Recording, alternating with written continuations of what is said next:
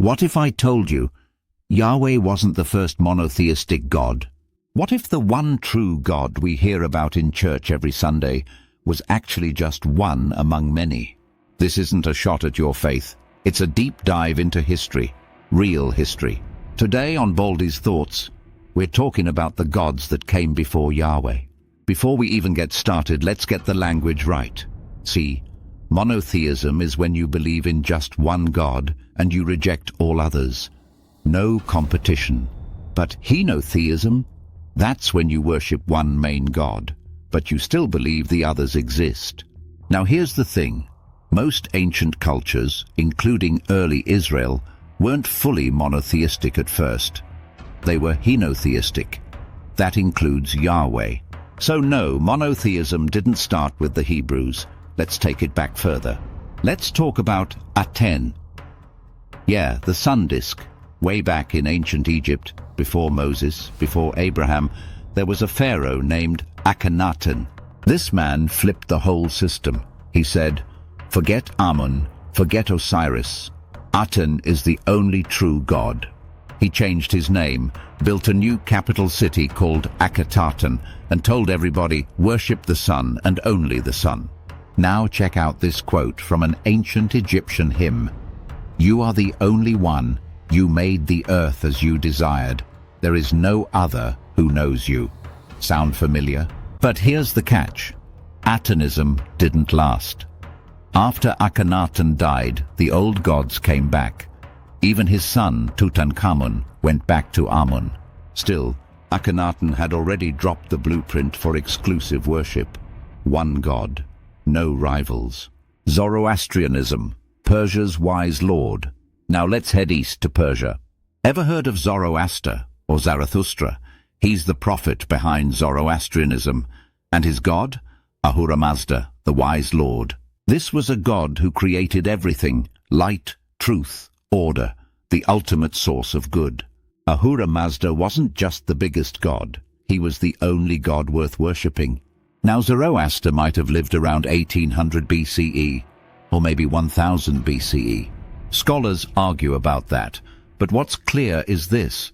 But unlike Yahweh, Ahura Mazda had a cosmic rival, Angra Mainyu, the spirit of destruction. This dualism, good versus evil, was huge. And guess what? After the Hebrews got exiled to Babylon, they came into contact with Persian beliefs. That's where you start seeing ideas like heaven and hell, Satan, final judgment, angels and demons. These ain't originally Hebrew ideas. That's Zoroastrianism rubbing off on Judaism during exile. Now let's bring it closer to home for the Hebrews. Before Yahweh, there was El, the high god of the Canaanites.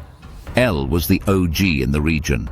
He was called Father of gods and men, Creator of creatures. He ruled over a divine council, a whole squad of gods. That included Baal, Asherah, Mot, Yam, all of them. Now check this out. God has taken his place in the divine council. In the midst of the gods, he holds judgment. Psalm 82:1. That's right. In your own Bible, Yahweh is sitting in a room full of gods. And in Deuteronomy 32:8-9, especially in the Dead Sea Scrolls version, it says El divided up the nations among the gods, and Yahweh got Israel.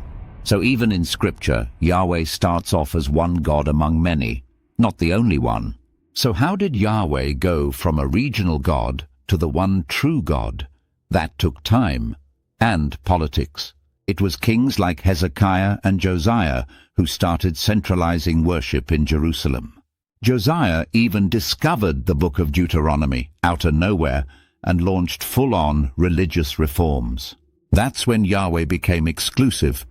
No more Asherah, no more Baal. Just Yahweh. One temple, one law, one God. But make no mistake, it wasn't just a spiritual move, it was political control. Religion was the glue holding a divided kingdom together. So, was Yahweh first? No. Let's break it down. Was Yahweh the first monotheistic God? No. Was he always the only God?